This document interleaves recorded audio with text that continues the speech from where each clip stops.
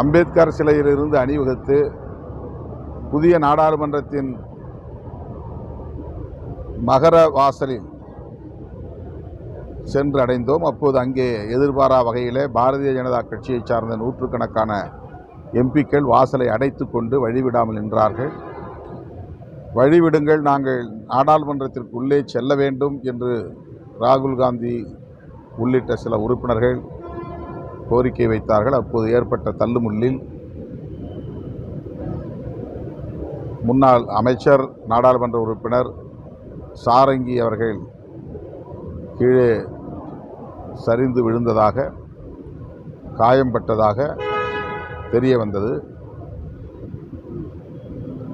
ஒரு சாதாரண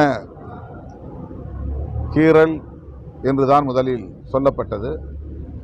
ஆனால் அவரை ஐசியு தீவிர சிகிச்சை பிரிவிலே அனுமதித்து பிரச்சனையை அவர்கள் ஊதி பெருக்குகிறார்கள்.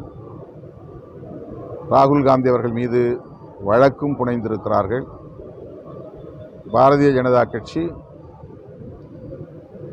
எதிர்க்கட்சியினரின் ஜனநாயகபூர்வமான ஆர்ப்பாட்டத்தை அனுமதிக்காமல் வாசலில் வழிமறித்து நின்று வன்முறைக்கு வித்திட்டார்கள் என்பதுதான் உண்மை.